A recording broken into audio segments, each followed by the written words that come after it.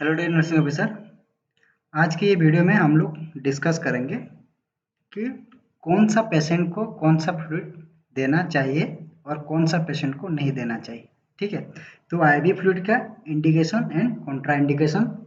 तो क्या होता है, जब भी हम लोग क्लिनिकल फील्ड में ड्यूटी करते हैं तो जब डॉक्टर अवेलेबल नहीं होते हैं, नर्सेस को डिसाइड करना पड़ता है कि कौन सा फ्लूइड देना होगा पेशेंट को। ठीक है, तो आज इस वीडियो में हम लोग डिस्कस करेंगे कि पेशेंट के कौन सा कंडीशन में कौन सा फ्लूइड ऑफ चॉइस रहेगा। ठीक है, तो हम लोग फ्लूइड एंड इलेक्ट्रोलाइट का ऑलरेडी बहुत अच्छा से क्लास किया है। ठीक है, तो जो लोग नहीं देखा है वो क्लास वो देख लीजिए, उसके बाद इसको आप अच्छा से समझ पाएंगे। ठीक है, तो चलिए स्टार्ट करते हैं।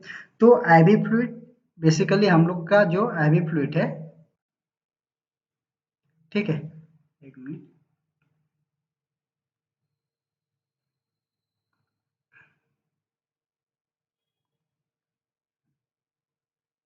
ठीक है, तो आईवी फ्लूइड का जो है, फर्स्ट हम लोग क्रिस्टलोइड सुना होगा आप लोगों ने,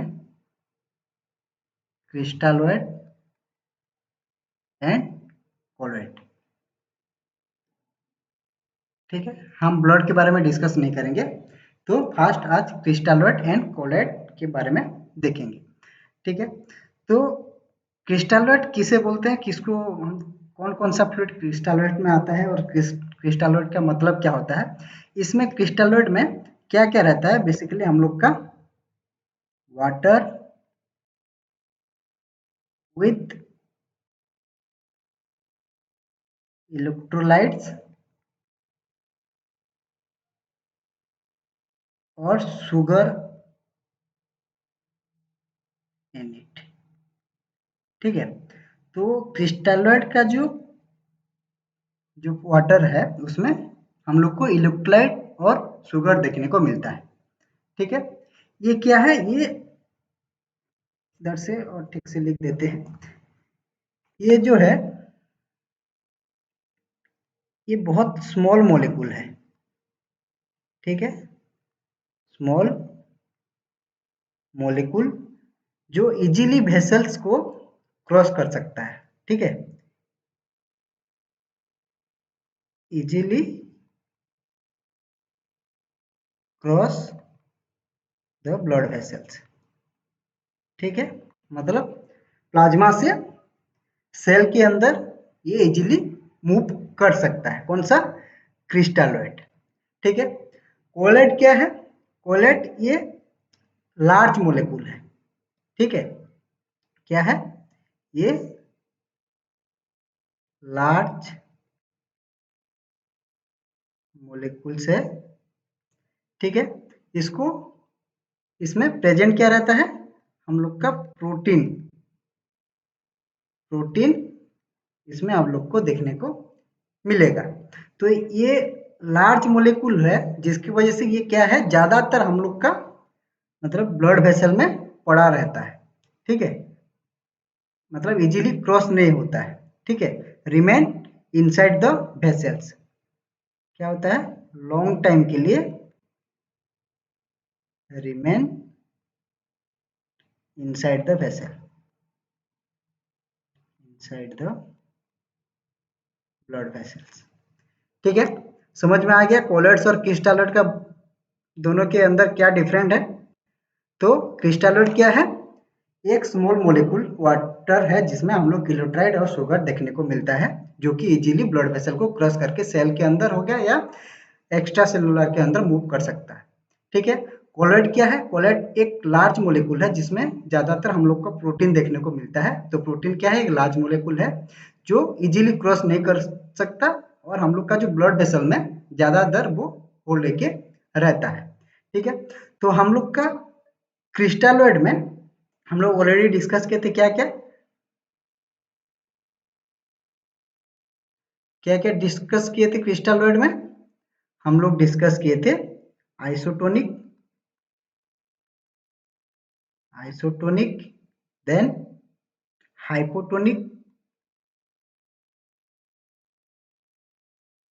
और हाइपरटोनिक। ठीक है, ये हम लोग ऑलरेडी क्लास ले चुके हैं। वैसे हम लोग का जो कोलॉइड्स में क्या क्या आएगा, एक नेचुरल कोलॉइड्स आएगा और एक सिंथेटिक आएगा, हम डिस्कस करेंगे। ठीक है, वो क्या क्या है, नेचुरल कौन सा है और सिंथेटिक कोलॉइड कौन सा है।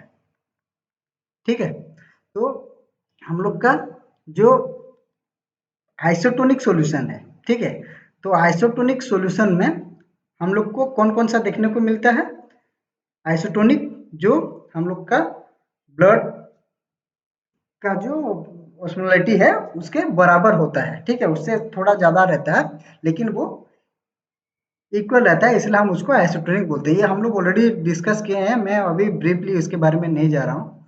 ठीक है, तो आइसोटोनिक सॉल्यूशन में क्या आएगा, हम लोग का नॉर्मल सलाइन, ठीक है, 0.9% NS और RL रिंगल लैक्टेट।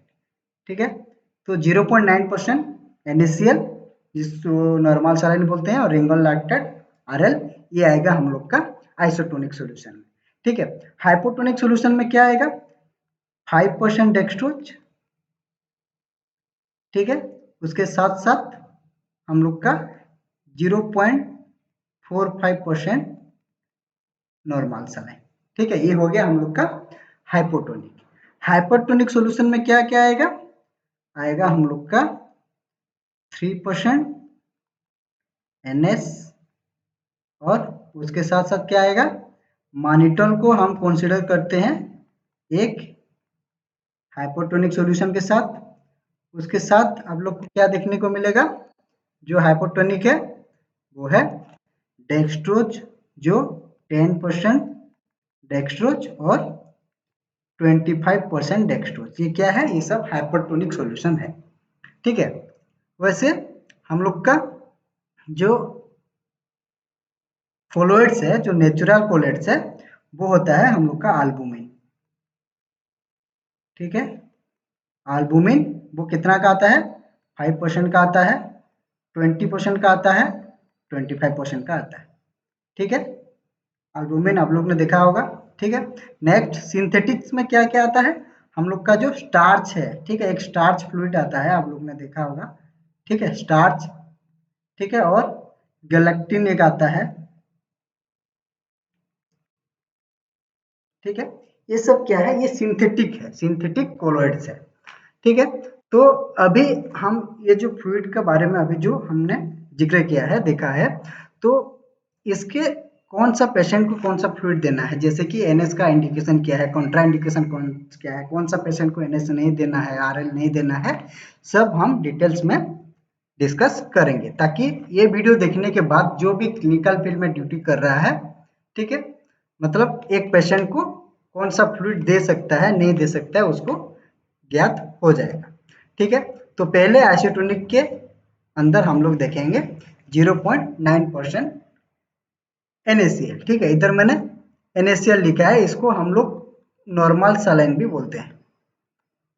ठीक है, 0.5% नॉर्मल सलाइन, लेकिन पता नहीं मैं अभी तक कंफ्यूज हूँ इसको नॉर्मल सलाइन क्यों बोला जाता है। ठीक है, क्योंकि देखो हम लोग का जो ब्लड का जो ऑस्मोलैरिटी है, ठीक है, वो कितना होता है, 280 टू 290 होता है।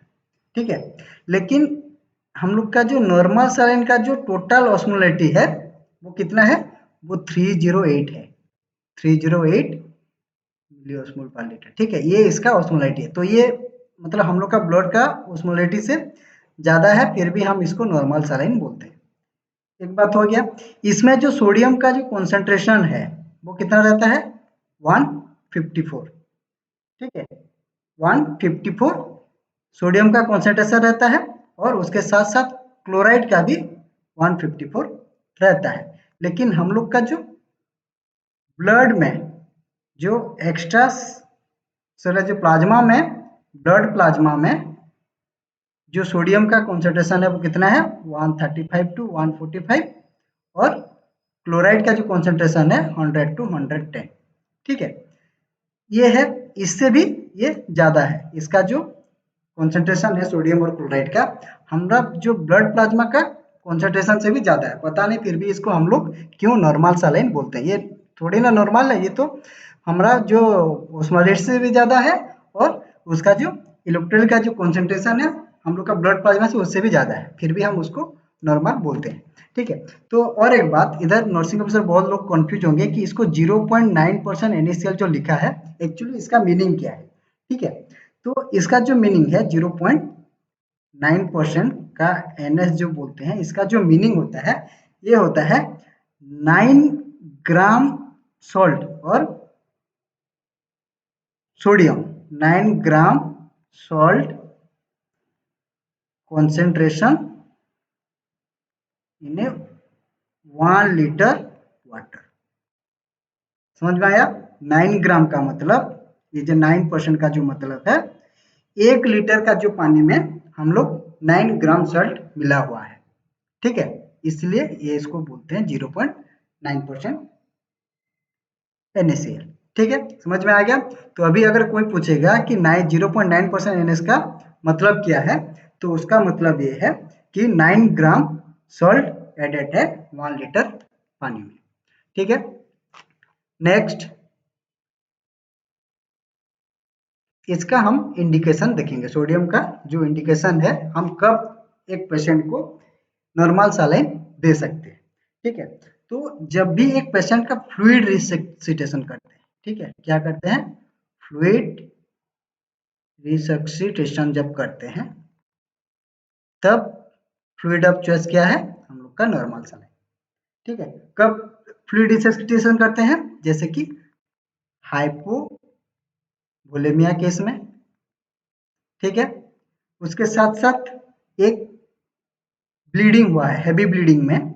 ठीक है, हैवी ब्लीडिंग हो रहा है, ब्लड लॉस हो रहा है। ठीक है, और ब्लड लॉस में हम फ्लूइड ऑफ चॉइस देते हैं नॉर्मल सलाइन को। उसके साथ साथ हैवी डायरिया हो रहा है, डायरिया में और डिहाइड्रेशन में,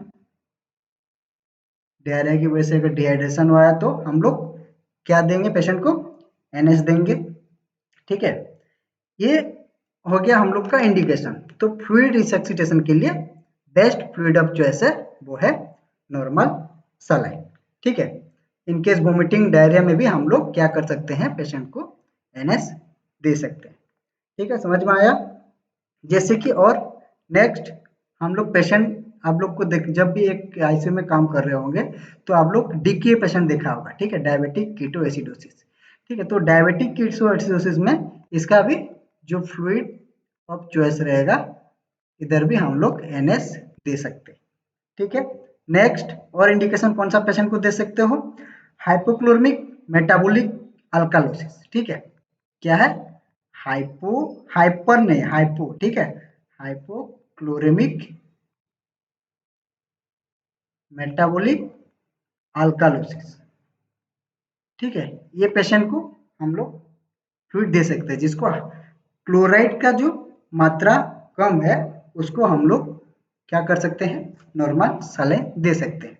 वैसे भी और कौन सा काम के लिए हम लोग यूज करते हैं, हाइपोनेट सोडियम लेवल अगर कम हो गया तो भी इसमें सोडियम है, तो हाइपो नाइट्रिया में भी आप लोग फ्लूइड दे सकते हो। उसके साथ साथ हाइपर कैल्शियमिया, याद रखना ये, हाइपर अगर कैल्शियमिया, कैल्शियम का लेवल अगर ज़्यादा है एक पेशेंट में तो भी हम लोग क्या कर सकते हैं, नॉर्मल सलाइन को दे सकते हैं। ठीक है, इसके साथ साथ हम लोग क्या करेंगे, जब भी ड्रग्स का डायल्यूशन होता है तब भी हम लोग नॉर्मल सलाइन यूज करते हैं। ठीक है, समझ में आ गया इंडिकेशन। नेक्स्ट हम लोग देखेंगे इसका कॉन्ट्रा इंडिकेशन। ठीक है, कॉन्ट्रा इंडिकेशन देखेंगे। तो कॉन्ट्रा इंडिकेशन में हम कौन कौन सा कंडीशन में, एक पेशेंट का कौन सा कंडीशन में हम लोग नहीं दे सकते। ठीक है, तो फर्स्ट जो कंडीशन है वो है congestive cardiac failure, CCF, congestive cardiac failure, मतलब हार्ट फेलियर पेशेंट को हम लोग NS नहीं दे सकते। ठीक है, उसके साथ साथ सीवियर हाइपरटेंशन पेशेंट को हम लोग क्या है, NS नहीं दे सकते। और पुल्मोनरी इडिमा है पेशेंट को, ठीक है, पुल्मोनरी इडिमा है तो भी हम उस केस में हम लोग नहीं दे सकते। जैसे कि और जिसका पेशेंट का सोडियम लेवल ज़्यादा है या क्लोराइड लेवल ज़्यादा है, उस कंडीशन में हम लोग नहीं देंगे। इसको बोलते हैं हाइपर नाइट्रेमिया और हाइपर क्लोरेमिया। ये कंडीशन में हम लोग को ऐसे ही नहीं देना है, ठीक है। ये हो गया कॉन्ट्रा इंडिकेशन। नेक्स्ट हम लोग का जो फ्लूइड है वो है रिंगर लैक्टेट, ठीक है। रिंगर लैक्टेट हम लोग दूसरा नाम से इसको आरएल बोलते हैं, ठीक है। ये रिंगर लैक्टेट को दूसरा नाम से हम लोग बोलते हैं हार्डमैन सॉल्यूशन। हार्डमैन सॉल्यूशन इसको क्यों बोलते हैं? क्योंकि इसको जो डिस्कवर किए हैं, ठीक है, उनका नाम था अलेक्सिस हार्डमैन, इसलिए इसको हम लोग हार्डमैन सॉल्यूशन भी बोलते हैं। ये क्वेश्चन आता है, ठीक है, इसको याद रखिए। तो आरएल क्या है? एक हार्डमैन सॉल्यूशन है, ठीक है। इसमें एक्चुअली कॉन्सेंट्रेशन क्या क्या रहता है? आरएल में हम लोग क्या क्या कॉन्सेंट्रेशन देखने को मिलता है? तो इसमें सोडियम प्रेजेंट रहता है जो कि 131 मिली इक्विवेलेंट पर लीटर में। उसके साथ साथ क्लोराइड भी देखने को मिलता है, ठीक है, और पोटेशियम देखने को मिलता है 4 मिली इक्विवेलेंट पर लीटर में, और कैल्शियम भी देखने को मिलता है 2 मिली इक्विवेलेंट पर लीटर में। ये सब मिली इक्विवेलेंट पर लीटर में आएगा, ठीक है। उसके साथ साथ इसका जो मेन कंपोनेंट है वो है लैक्टेट, ठीक है, जो कि 28 मिली इक्विवेलेंट पर लीटर में रहता है। ये हो गया इसका कंपोजिशन, ठीक है, कंसंट्रेशन जो इलेक्ट्रोलाइट का कंसंट्रेशन रहता है। तो इसका जो मेन रोल है, ठीक है, लैक्टेट का मतलब रिंगर जो लैक्टेट का मेन रोल क्या होता है? ये जो लैक्टेट है, इसको याद रखना, ये जो लैक्टेट है ये क्या होता है? ये जो लैक्टेट ये लीवर में मेटाबोलाइज होके बाइकार्बोनेट बनाता है। ये याद रखना, ये एक इम्पोर्टेंट पॉइंट है, ठीक है, इसको याद रखना। तो ये जो लैक्टेट लीवर में मेटाबोलाइज होके बाइकार्बोनेट बनाता है, ठीक है, ये हो गया। तो अभी हम लोग देखेंगे आरएल के बारे में देखा थोड़ा, अभी इसका इंडिकेशन देखेंगे, ठीक है। तो कौन कौन सा पेशेंट को हम लोग आरएल दे सकते हैं और कौन सा पेशेंट को आरएल नहीं दे सकते हैं उसके बारे में थोड़ा डिस्कस करेंगे, ठीक है। तो इंडिकेशन, फर्स्ट इंडिकेशन क्या है? Metabolic acidosis. मेटाबॉलिक, ये भी फास्ट, इसको हम फ्लूइड रिसब्स्टिटेशन में दे सकते हैं, फ्लूइड रिसब्स्टिटेशन, ठीक है। जैसे कि हम लोग नॉर्मल सलाइन का यूज करते हैं, उसके साथ हम लोग फ्लूइड रिसब्स्टिटेशन में जैसे हाइपोवोलेमिया और सीवियर ब्लीडिंग में हम लोग फ्लूइड ऑफ चॉइस के हिसाब से आरएल को दे सकते हैं, ठीक है। उसके बाद मेटाबॉलिक एसिडोसिस में, ठीक है, बहुत सारे इसमें होता है कि ये जो लैक्टिक एसिडोसिस कॉज करता है, इसके वजह से हम लोग नहीं देते हैं ये आरएल को। लेकिन ऐसा नहीं है, लैक्टेट मेटाबॉलिक एसिडोसिस कैसे प्रिवेंट करता है हम लोग का? अभी मैंने देखा मेटाबॉलिक एसिडोसिस में क्या होता है, हम लोग का बाइकार्बोनेट लेवल कम होता है और पीएच ज्यादा होता है। तो मैंने क्या बोला था, ये रिंगल लैक्टेट का जो लैक्टेट है वो क्या होता है, लीवर में मेटाबोलाइज होता है, बाइकार्बोनेट क्रिएट करता है। तो ये बाइकार्बोनेट, फ्री बाइकार्बोनेट जनरेट हो रहा है, तो हम लोग का मेटाबॉलिक एसिडोसिस के लिए ये गुड फ्लूइड चॉइस है, ठीक है। उसके साथ साथ हम लोग डायरिया में इसको दे सकते हैं। और fluid of choice in burn patient, burn patient के लिए बेस्ट फ्लूइड ऑफ चॉइस है वो है रिंगर लैक्टेट, ठीक है। डायरिया में भी हम लोग का क्या होता है, जो इलेक्ट्रोलाइट है, पोटेशियम है, वो लॉस हो जाता है बॉडी से तो डायरिया में भी दे सकते हैं। बॉर्न का वैसे ही फ्लूइड ऑफ चॉइस है आरएल। ठीक है, नेक्स्ट हम उसका कॉन्ट्रा इंडिकेशन के बारे में देखेंगे। आरएल का कॉन्ट्रा इंडिकेशन के बारे में देखेंगे। तो कौन कौन सा पेशेंट को हम लोग आरएल नहीं दे सकते, कौन सा पेशेंट को नहीं दे सकते। फर्स्ट हो गया किडनी फेलियर। ठीक है, सीकेडी पेशेंट को या किडनी फेलियर पेशेंट को हम लोग आरएल नहीं दे सकते क्योंकि उसमें पोटेशियम है और किडनी का फंक्शन पोटेशियम के एक्सक्रीट करना, तो पोटेशियम लेवल बढ़ सकता है। ठीक है, तो किडनी पेशेंट को नहीं देंगे। नेक्स्ट लीवर डिजीज पेशेंट को हम लोग नहीं देंगे। क्यों? क्योंकि ऐसे देखा हम लोग लैक्टेट क्या होता है, लिवर में जाके कन्वर्ट होता है बाइकार्बोनेट में, तो लीवर पेशेंट में भी हम लोग नहीं देंगे। इसके साथ साथ और हाइपोकेलेमिया। ठीक है, क्या? हाइपर कैलेमिया, इसमें ऑलरेडी पोटेशियम है तो हम नहीं देंगे।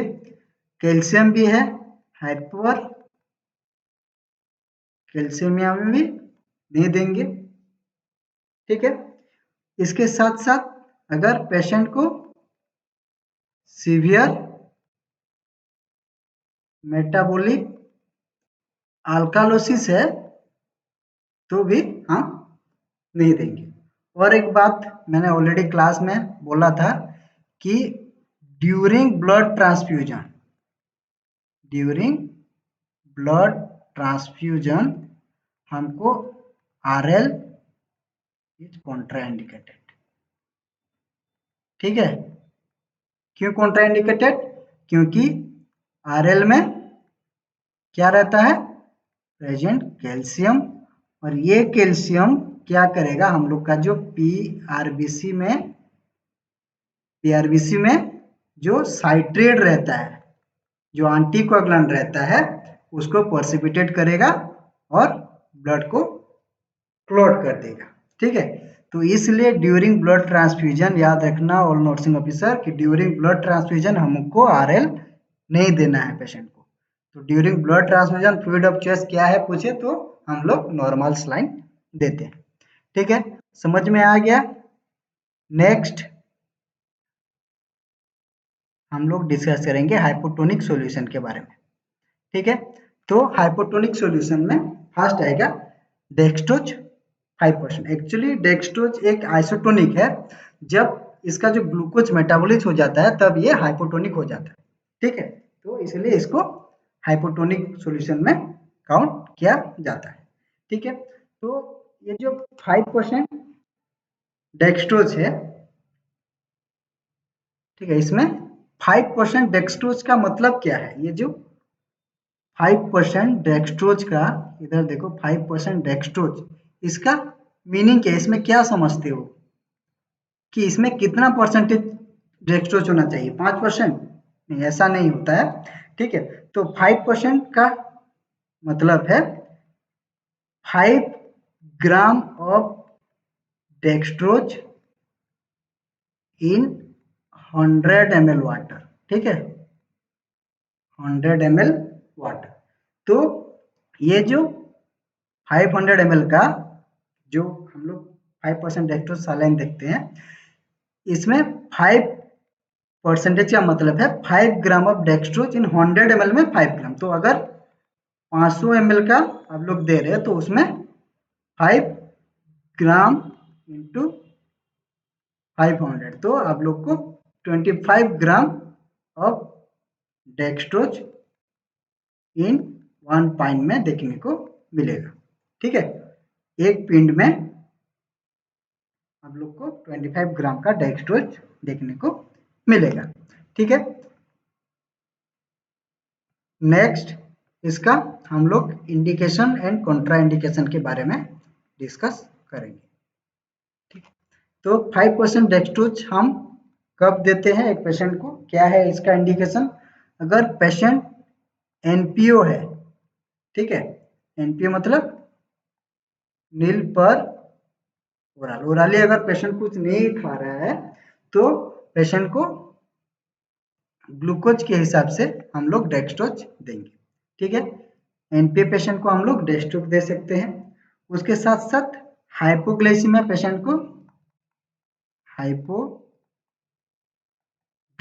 पेशेंट को हम लोग डेक्सट्रोज दे सकते हैं। ठीक है, और उसके साथ साथ हम लोग जो हाइपोनेट्रीमिया है, मतलब जिसका सोडियम लेवल कम होता है, ठीक है, तभी हम लोग 5% डेक्सट्रोज दे सकते हैं। ठीक है, ये हो गया इसका इंडिकेशन। नेक्स्ट हम लोग देखेंगे इसका कॉन्ट्रा इंडिकेशन, कौन सा पेशेंट को हम लोग नहीं दे सकते। ठीक है, तो इसका जो मेन कॉन्ट्रा इंडिकेशन है, ये याद रखिए, कभी भी एक पेशेंट को डेक्सट्रोज क्यों नहीं देना चाहिए कि अगर एक पेशेंट का सपोज सेरिब्रल एडिमा है, ठीक है, या हम लोग का जो पेशेंट का क्या बोलते हैं इस्चेमिक स्ट्रोक है, इस्चेमिक सेरिब्रल स्ट्रोक है, तो उस पेशेंट को हम लोग 5% डेक्सट्रोज नहीं दे सकते। ठीक है, क्यों नहीं दे सकते, पहले लिखो, सेरिब्रल एडिमा पेशेंट को और हम लोग का जो इस्चेमिक स्ट्रोक पेशेंट है उनको हम लोग नहीं दे सकते। किसको, एक्यूट इस्चेमिक स्ट्रोक। ठीक है, ये पेशेंट को हम लोग 5% डेक्सट्रोज नहीं दे सकते। क्यों नहीं दे सकते, क्योंकि ये एक हाइपोटोनिक सॉल्यूशन है। ठीक है, इसका जो ओस्मोलैरिटी है, हम लोग का जो ब्रेन टिश्यू का जो ओस्मोलैरिटी है उससे कम होता है। तो हम लोग ने ऑलरेडी फ्लूइड एंड इलेक्ट्रोलाइट में ऑलरेडी डिस्कस किए थे कि जब भी हम लोग एक हाइपोटोनिक सॉल्यूशन देते हैं, वो क्या करता है, हम लोग का जो सेल का जो वाटर है वो बाहर खींचता है। ठीक है, तो क्या होगा, ये जो इडिमा है, जो ब्रेन के आउटसाइड में जो फ्लूइड एक्यूमुलेशन हुआ है वो और बढ़ा देगा। ठीक है, तो क्या करेगा, और हम लोग का जो इडिमा है उसको बढ़ा देगा। इसलिए 5% dextrose is contraindicated in cerebral oedema और any type of brain injury. ठीक है, तो हम लोग उसमें नहीं दे सकते। ठीक है, और कौन सा पेशेंट में नहीं देंगे, डायबिटिक माइलेटस। ठीक है, डायबिटिक पेशेंट को हम लोग नहीं दे सकते।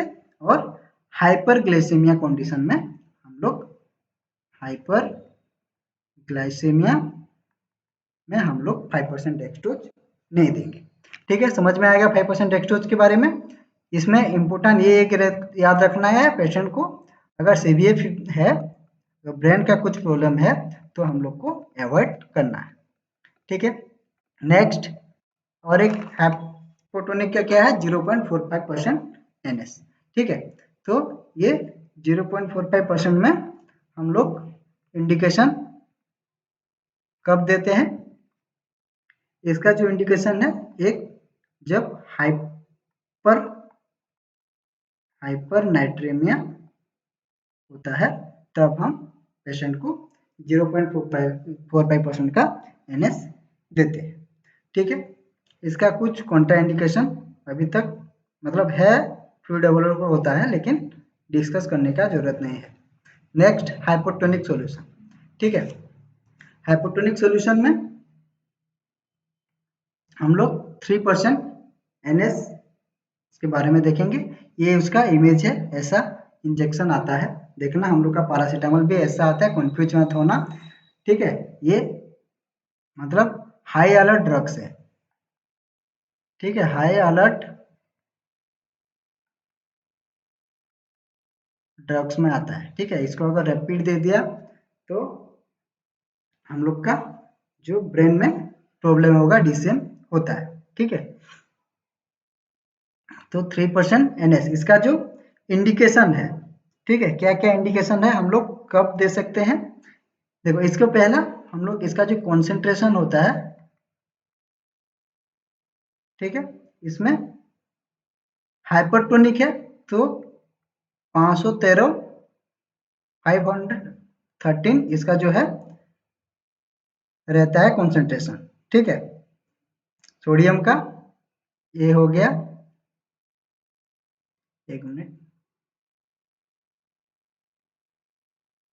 513 ये सोडियम का कॉन्सेंट्रेशन और 513 ये क्लोराइड का कॉन्सेंट्रेशन। तो इसका जो टोटल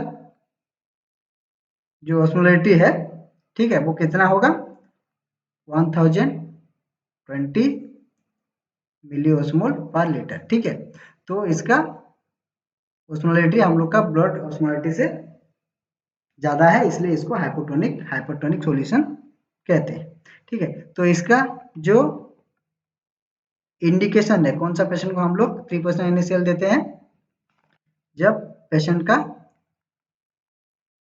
हाइपोनाइट्रेमिया होता है। ठीक है, उसी पेशेंट को हम लोग देखते हैं। Next, increase ICP। ठीक है, इंट्राक्रैनियल प्रेशर, ठीक है, जब ज्यादा बढ़ जाता है तब हम लोग हाइपरटोनिक, जैसे मॉनिटर भी एक हाइपरटोनिक सॉल्यूशन है, तो हम लोग तभी NS को भी दे सकते हैं, ताकि वो जो एक्स्ट्रा सेलुलर फ्लूइड्स जो है उसको इंट्रासेलुलर में एब्जॉर्ब करता है। ठीक है, ये हो गया इसका इंडिकेशन। कॉन्ट्रा इंडिकेशन में हम लोग का हाइपोटोनिक का कॉन्ट्रा इंडिकेशन में एक कॉन्जेस्टिव कार्डियक फेलियर में नहीं देंगे, और पेशेंट अगर हाइपर नाइट्रेमिया है तो भी हम पेशेंट को नहीं देना है। ठीक है, नेक्स्ट हम लोग का 10% डेक्सट्रोज। ठीक है, 10% जो डेक्सट्रोज है ये भी एक हाइपोटोनिक सॉल्यूशन है, और हम लोग इसको कब देते हैं, इसका जो इंडिकेशन क्या है, जब हाइपोग्लाइसीमिया स्टेट होता है तब हम 10% डेक्सट्रोज को देते हैं। ठीक है, हाइपोग्लाइसेमिक कंडीशन में हम लोग क्या करते हैं, 10% डेक्सट्रोज को देते हैं। ठीक है, नेक्स्ट हम लोग का जो कॉन्ट्रा इंडिकेशन है 10% डेक्सट्रोज का,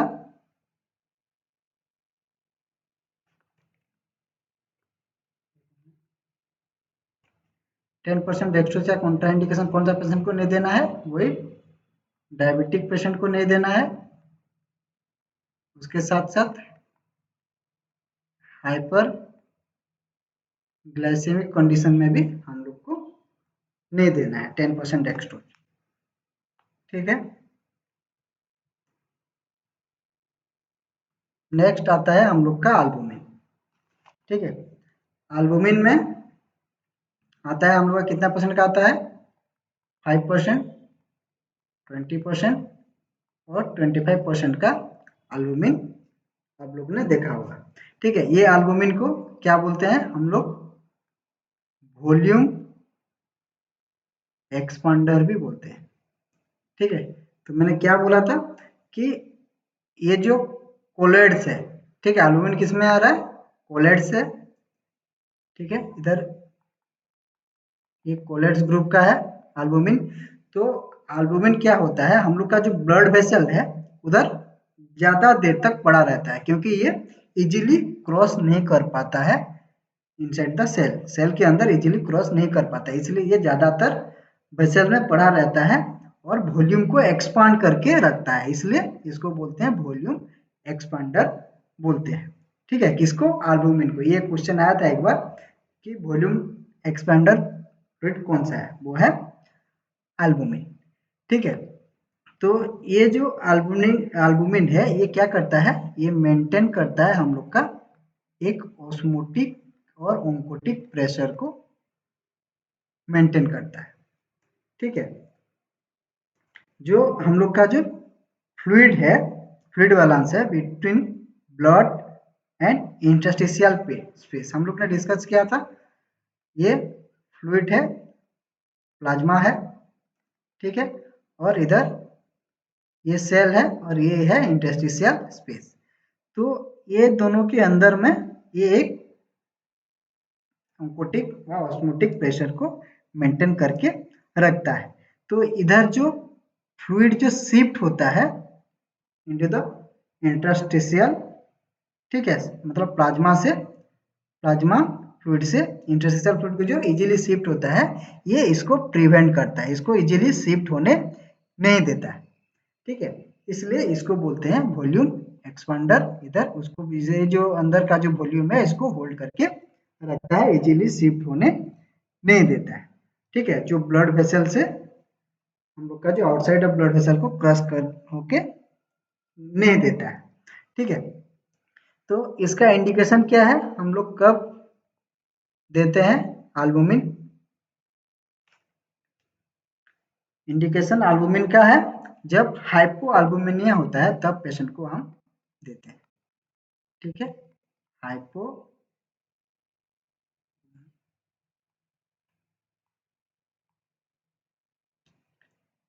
हाइपोएल्बुमिनिया कंडीशन में हम लोग क्या करते हैं, एल्बुमिन को देते हैं। ठीक है, इसके साथ साथ हम लोग जो पेशेंट का हेपाटिक फेलियर रहता है, ठीक है, उस पेशेंट को हम लोग क्या करते हैं, एल्बुमिन देते हैं। ठीक है, क्योंकि एल्बुमिन मेनली हम लोग का लीवर से प्रोड्यूस होता है। ठीक है, तो अगर लीवर फेलियर है और एल्बुमिन नहीं बन रहा है तो हम लोग तब एल्बुमिन देते हैं। ठीक है, और कौन सा कंडीशन में देते हैं, जब एक पेशेंट का पैरासिंथेसिस होता है। ठीक है, क्या होता है, हम लोग का जो एसाइटिस फ्लूइड जो निकला जाता है, अगर लार्ज वॉल्यूम का पैरासिंथेसिस होता है, ठीक है, एसिटिक फ्लूइड रिमूवल होता है, तब क्या होता है, हम लोग एल्बुमिन पेशेंट को देते हैं टू मेंटेन ऑन्कोटिक प्रेशर। ठीक है, तो इसका कॉन्ट्रा इंडिकेशन क्या है, एल्बुमिन का जो कॉन्ट्रा इंडिकेशन है वो है, अगर पेशेंट को फ्लूइड ओवरलोड हो रखा है पहले से, तब हमको एल्बुमिन नहीं देना है, क्योंकि एक वॉल्यूम एक्सपांडर है। ठीक है, अगर ऑलरेडी फ्लूइड ओवरलोड है तो उसी कंडीशन में हम लोग को एल्बुमिन नहीं देना है।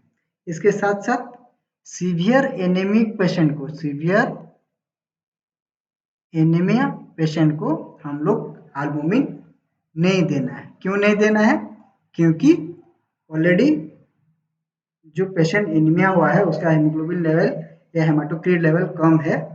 ठीक है, जब हम उससे फिर से अगर एल्बुमिन दे देंगे तो वॉल्यूम एक्सपेंडर है ये, और ये क्या कर देगा, हेमोडाइल्यूशन कर देगा। ठीक है, ब्लड को और हेमोडाइल्यूट कर देगा और एनीमिया का कंडीशन को और बढ़ा देगा।